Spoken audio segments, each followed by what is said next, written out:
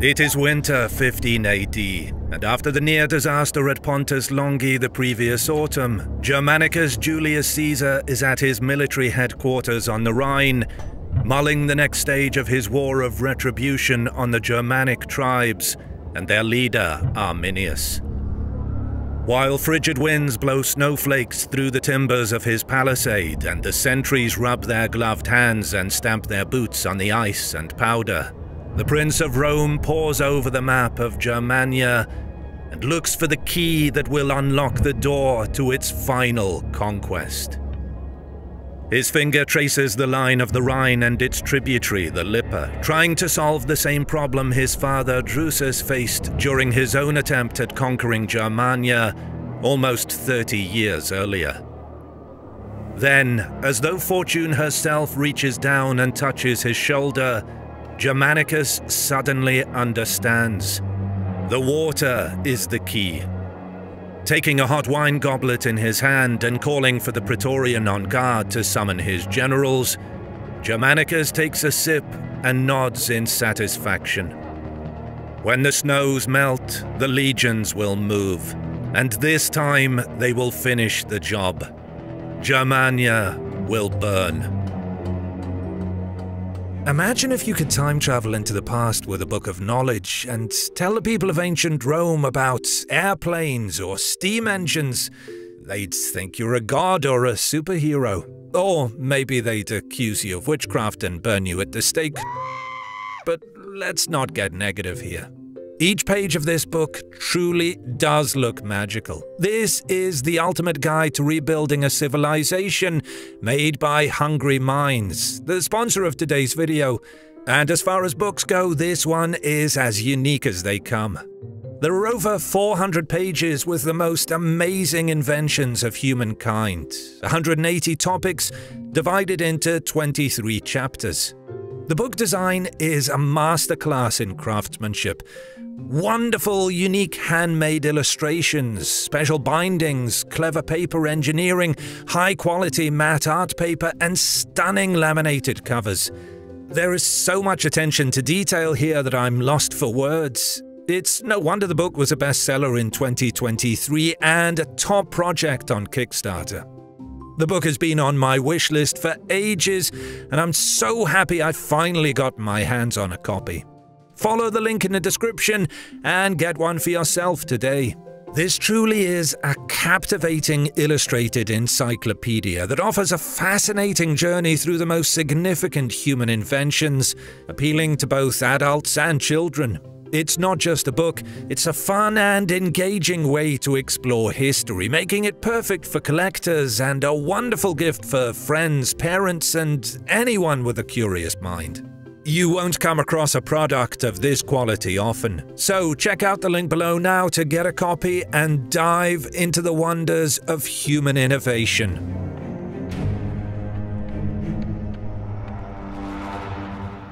At the start of the year 16 AD, Germanicus is determined to achieve a decisive victory. His solution: use the rivers of Germania Magna. No fewer than 1,000 ships were constructed during the winter in the ports along the lower Rhine. Frustrated that his previous campaign failed to conquer new territory, the Prince of Rome is of the opinion that he defeated the Germans in the field and on fair ground. But the tribesmen were aided by dense woods, swamps, as well as the short summer restricting the duration of the campaign.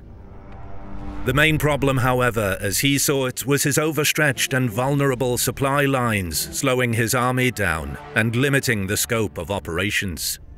Thus, the gargantuan fleet is intended to carry men, material, and livestock from the bases on the Rhine across the Northern Sea and into Germania itself for the duration of the campaign. According to Tacitus, Germanicus knows that with uninterrupted logistical support, his legions will be able to move faster and strike deeper into enemy territory before winter sets in, while their deadly effectiveness will bring victory on the battlefield. The first part of his plan is to strike the Chatti to secure his southern flank. This will be followed by the main thrust along the northern bank of the Lippe, while the fleet will utilize the network of Germania's rivers to supply the advancing armies. He has under his command 8 legions, equivalent number in auxiliaries, cavalry and other allies. In total over 50,000 fighting men, while another several thousand camp followers oversee the baggage train. This is almost 1/3 of the entire Roman imperial force in 16 AD. Lastly, Germanicus utilizes the Roman propaganda machine as the final component of his plan. Over the past several months, exaggerated tales of conquest in Germania and the heroic deeds of the legionaries were spread across Gaul, Hispania, and Italy. This aroused feverish support for the armies on the frontier, and the provinces rallied to send provisions, equipment, funds, men, and animals to the Lower Rhine. You see, while Germanicus's previous campaign of the late 15 AD was a success, it failed at imposing imperial rule on the tribes, and the Roman army suffered significant losses in troops, animals, and equipment. Launching another such campaign just a few short months later would perhaps not be possible without the aid of the provinces.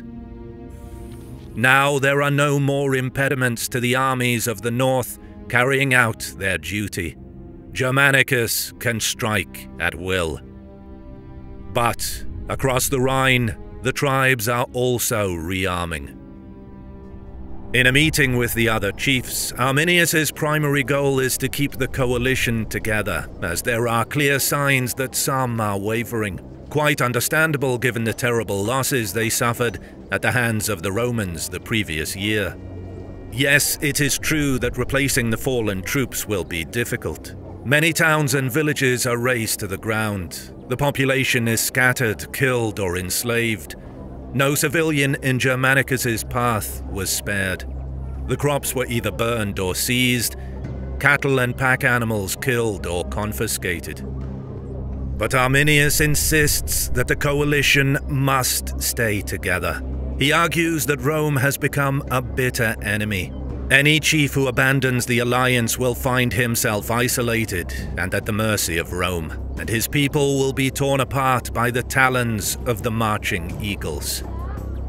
The tribal leaders agree with Arminius. They will muster whatever forces they can and stand together against the Roman menace.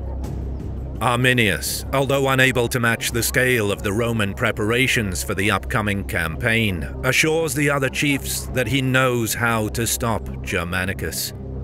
The talks continue long into the night as he lays out his plan. Just days later, news reaches the Rhine that a fort on the Lippe, perhaps Aliso, repaired by Caecina during his retreat the previous year, is besieged by Arminius. With the winter chill still felt in the spring air, Germanicus marches out of Vetera at once to aid the beleaguered garrison. Scout reports state that only a small tribal force was sighted at the fort, but despite this, the Prince of Rome advances with 6 legions, certain that Arminius's main army must be nearby. 2 legions and provisions board the ships in the Lower Rhine and begin their sea voyage towards the Ems estuary. Germanicus orders his general Gaius Silius to take a flying column across the Rhine from Mogontiacum. His main task is to secure the southern flank in preparation for the main campaign. But the advance of Silius bogs down, hampered by sudden torrential rains. Eventually, however, the lands of the Chatti, who had risen with Arminius, are aflame once more. The smoke on the horizon, a forewarning to all.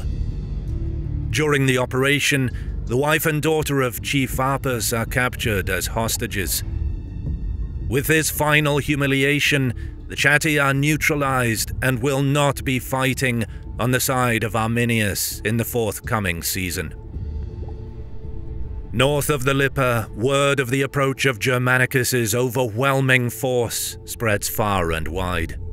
Arminius promptly retreats before the arrival of the legions, apparently unwilling to face the Prince of Rome.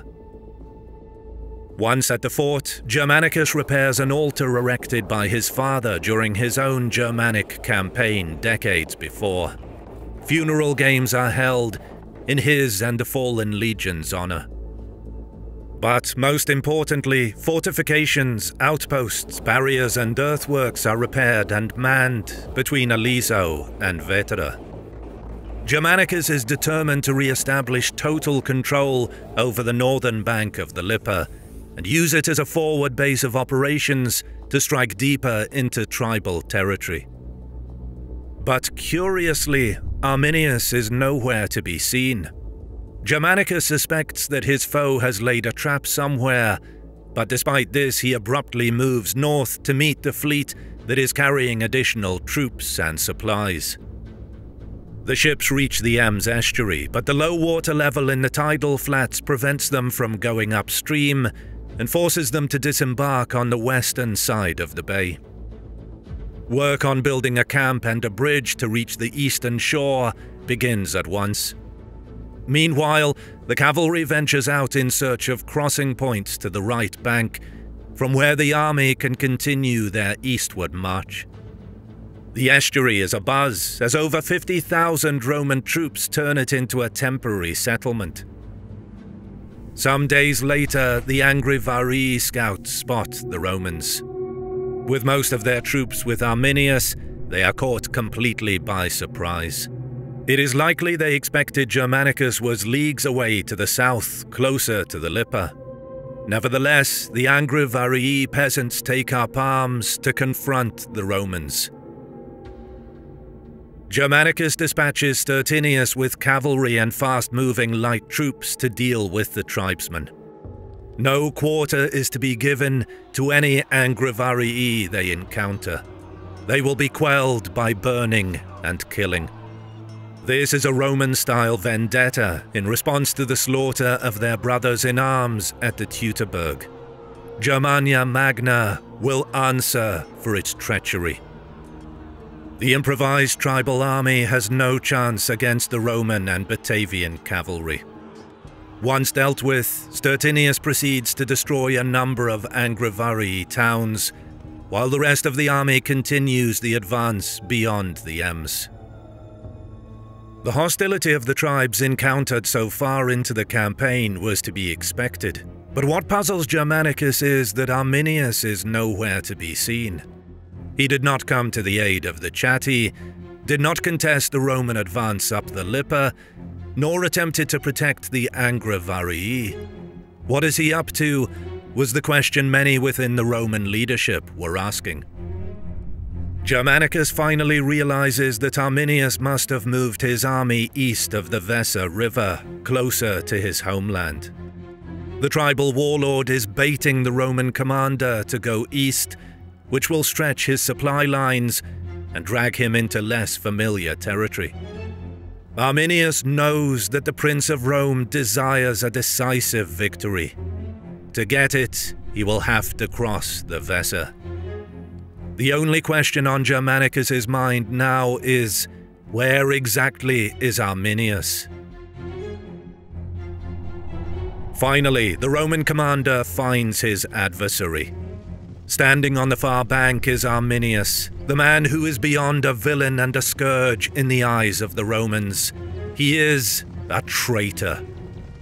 The legionaries alongside which he once fought now stare at him with vengeance in their eyes, waiting for the order to attack. With only his guards in tow, Arminius boldly approaches the river and asks for his brother Flavus to come forward.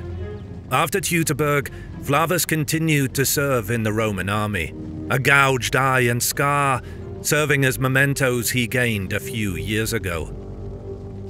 When he sees his brother on the opposite bank, Arminius orders his guards to withdraw and asks the Romans to do the same. Once the two are alone, Arminius quips, "How did you earn that disfigured face?" clearly mocking his brother for naively serving the Romans. Flavus yells and waves his arms as he describes the riches and status he acquired. "Ha! That's all you got for being a slave," jeers Arminius. Flavus fires back. "Your wife and son are in Roman captivity, yet they are treated with honor." This was perhaps a threat to his brother that Rome will show mercy to them if Arminius surrenders, but may choose to kill them if he remains defiant.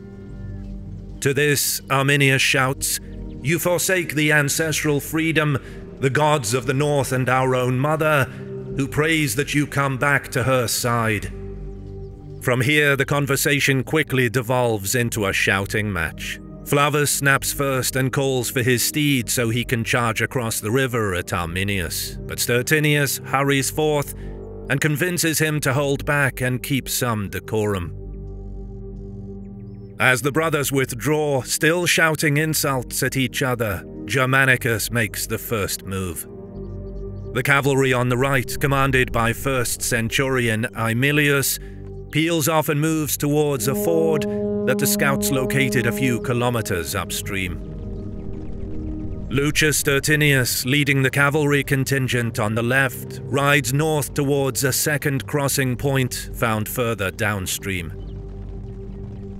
Germanicus places his best cavalry, the Batavians, famous for their riding skills and fighting ability, in the center.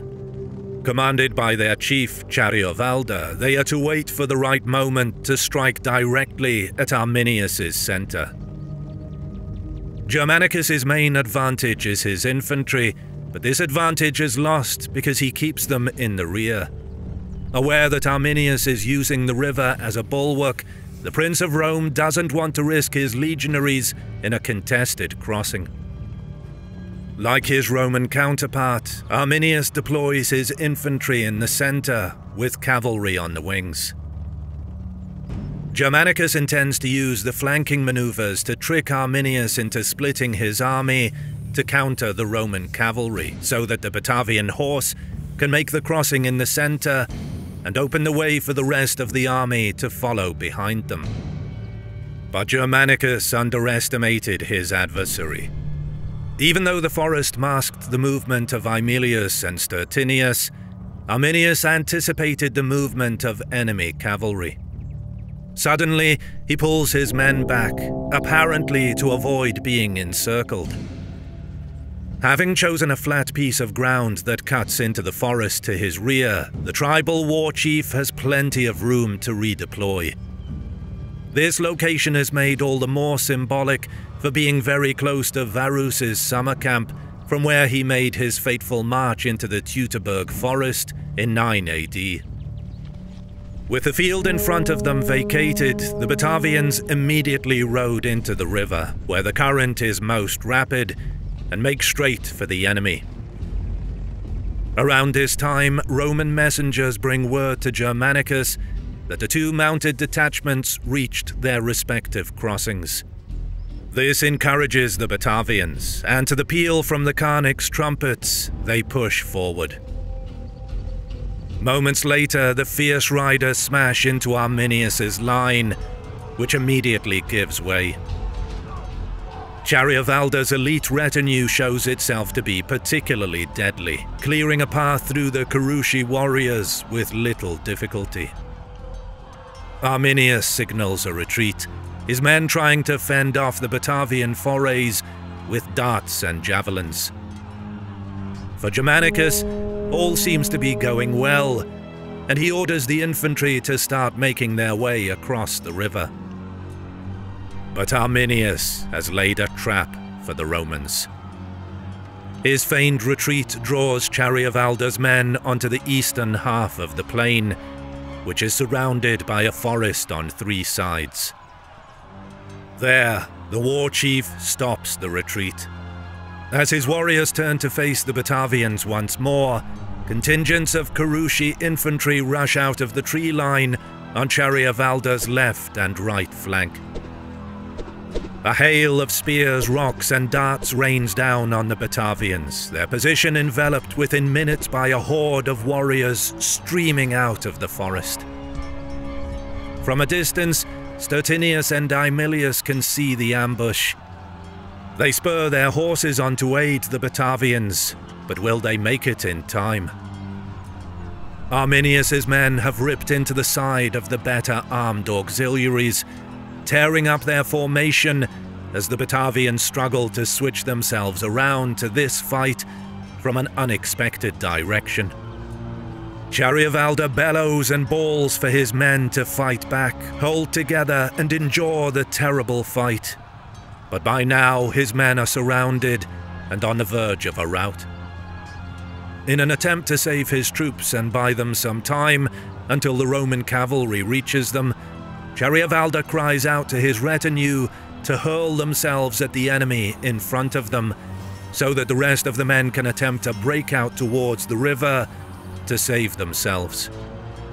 The war chief rushes into the thick of the fighting, blades and clubs slicing, tearing and cudgeling on every inch of the now blood-stained earth. In the melee, Chariavalda falls under a hissing squall of darts, but his sacrifice buys just enough time for Stertinius and Aemilius to come to the aid of the rest of the Batavians. Arminius, seeing that his men are now pressed from the front and back, orders them to disengage and retreat to the camp in the forest.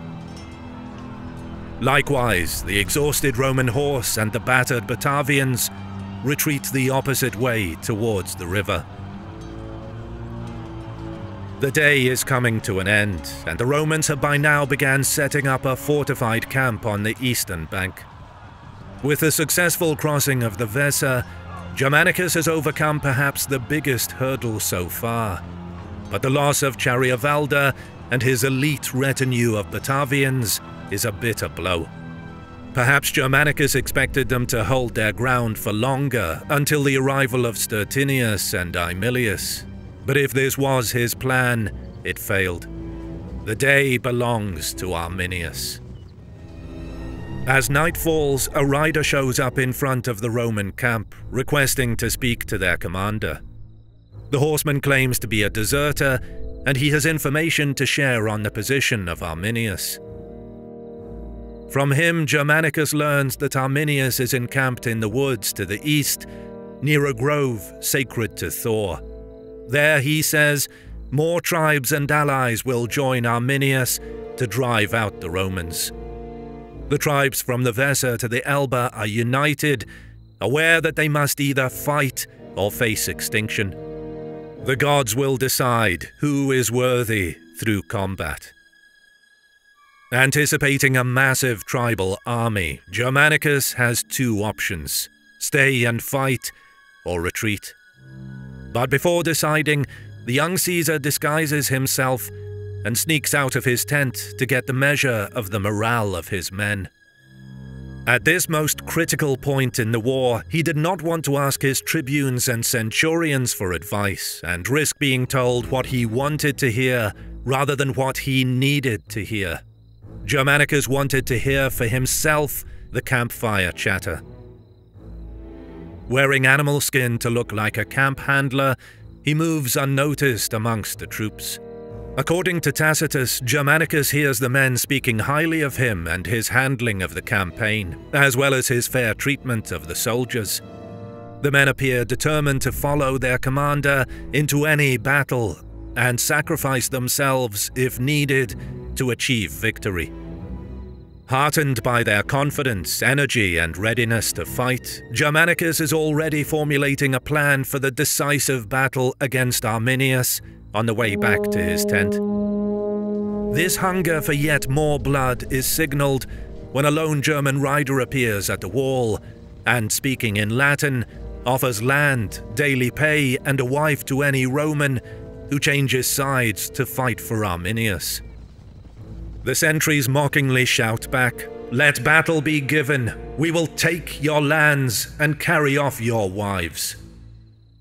But during this exchange, one of the Roman sentries sees movement.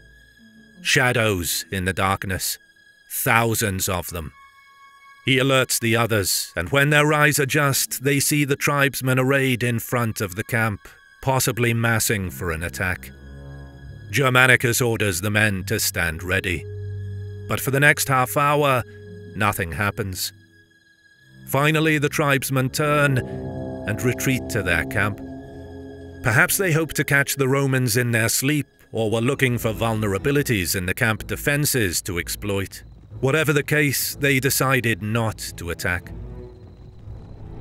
Come morning, Roman scouts come through with reports that the deserters' information was correct. As they crept through the forest last night, at one point they could hear the neighing of horses and the hum of a huge and tumultuous host. It is true, Arminius has gathered his chieftains and will fight the Romans. Germanicus brings his army into the open at once, the decisive battle upon him.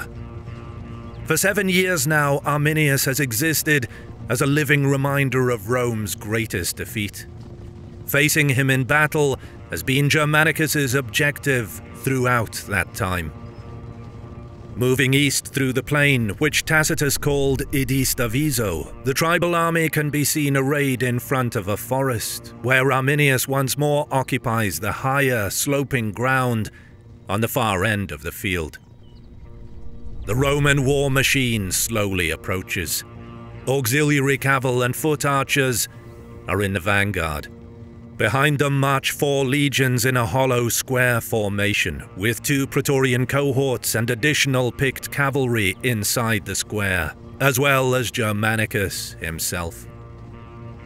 Another 4 legions are behind the square, along with the auxiliary light infantry, mounted archers, and the rest of the auxiliary cavalry. The Carusi tribesmen watch with grim fascination as 8 legions deploy down the field, between 50 and 60,000 men. It is an awesome spectacle. The German host in its full complement must also have been an extraordinary sight, at least matching, if not exceeding, the Romans in number. While the legions maneuver into position, Arminius calls out to his men not to fear the Romans. They are the cowardly fugitives that fled from Varus's legions, he tells them, so afraid now of the land of Germania that they are reduced to moving by boat and hiding on the water. On the other side, Germanicus reminds his men that Elba is not far. One more victory, and the war will be over. He exhorts them to be mindful that their gladius swords are the better weapons in the woods, much more mobile amid the trees than the German spears. As the Roman legions finally stop, there is nothing but silence between the opposing armies. Then, from the tree line to the south, another ambush. This time, Arminius himself leads the charge, joined by the best Carusi horsemen and trailed by thousands of footmen. But as the screams rush down the valley towards the right flank of the Roman vanguard, Germanicus is prepared. From behind the Roman square, he sends Tertinius with all of the remaining cavalry on a wide flanking maneuver to strike the enemy from the rear. At the same time, Germanicus sends his picked cavalry from the square to in turn hit Arminius's contingent on their left. Much of the Roman vanguard is pinned in place, struck from the side by the tribal cavalry. Those not yet engaged brace themselves for the Carusi infantry that are now streaming down the slope from the east.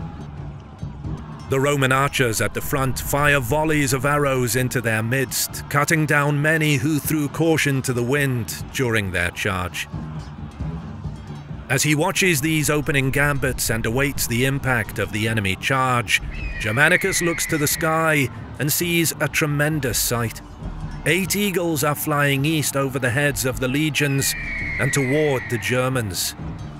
Overcome by the favorable omen, Germanicus exultantly gives the order for the divisions to advance, crying out, "Follow the eagles, the true gods of our legions." His men reach a frenzy of violent desire, every bit as latent as the Germans who are currently closing in on them. They advance, the Germans make their last sprint, and the 2 sides clash with a shockwave that resounds around the valley. The hard-pressed Roman vanguard is relieved to see the legions from behind joining the fight. The tribesmen cudgel and hammer upon the shields, breaking through the reinforced timber, canvas and leather, attempting to drive their spears into the infantrymen behind. They swing their long spears in wide arcs, others throwing their own javelins into the center of the massed enemy ranks. The Romans meanwhile stay low and stab with their short swords, mixed with their auxiliaries in the front, relentlessly advancing under the weight of the offensive. Germanicus's picked cavalry manages to reduce the shock of Arminius's charge, but the weight of the tribal attack dents the Roman formation, pushing the right side of the vanguard inwards into the legions behind. Many Romans suffocate in the crush, but at this point, Germanicus cannot disengage. About an hour of grueling fighting passes, and it is then that the cavalry of Stertinius finally appears, charging out from the forest to the south.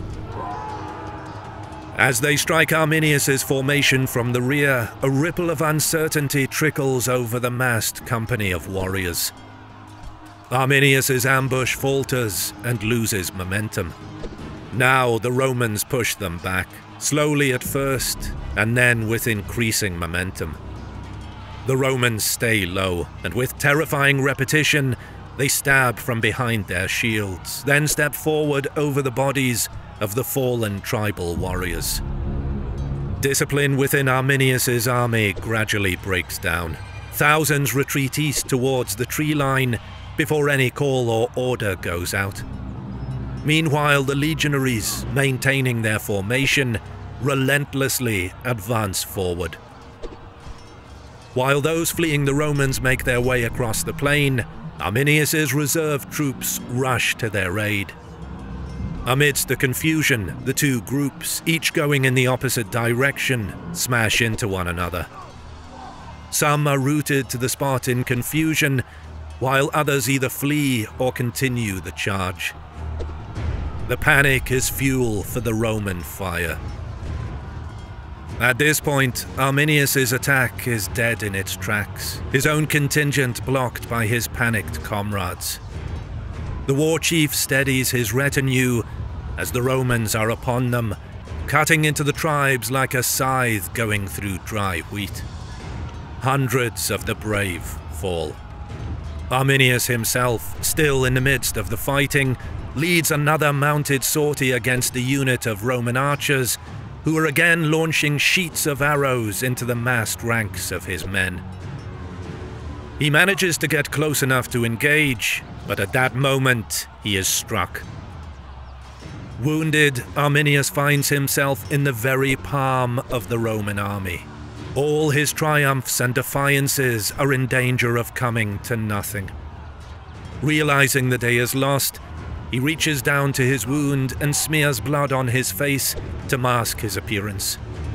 Then, while his men cry for him to leave the field, he spurs his horse and breaks through the Roman line, back to safety. He joins thousands of his kinsmen who are fleeing this plain of death, with tens of thousands of elated and bloodthirsty Roman legionaries sprinting after them. Any who are slow or injured are exterminated, but the men who saw the skulls of their comrades nailed to trees at Teutoburg are not inclined to show mercy. Tacitus records that the killing only stops with the onset of night. Germanicus can celebrate his legions winning a set-piece battle in the classic fashion, his host of precisely trained killers doing what they do best in the cold light of day. In triumph, he has the legions collect trophies from the battlefield to raise a mound of enemy weapons as a celebration of their triumph, crowned atop with a mocking effigy of a Germanic warrior. The names of the defeated tribes are scrawled at its foot. The Romans are comfortable enough to savor their moment. They celebrate around their victory monument and then march off. Yet Arminius and his warriors might have fled, but they have not disappeared. Many of them return to the battlefield after the Romans depart, and there they see the commemoration to their humiliation. Enraged, they swear revenge. Unbeknownst to Germanicus, the tribes begin to rally once more. Soon the scouts will shadow his columns again, a repeat of the fate of Varus, foremost in their minds. The Prince of Rome, they say, will not leave Germania alive. If you like what you see, consider supporting my work on Patreon, and you get ad-free early access to my videos for as little as $1. You can also show your support by liking the video, commenting, and subscribing to my channel as a sacrifice to the algorithm. As always, I'll see you in the next one.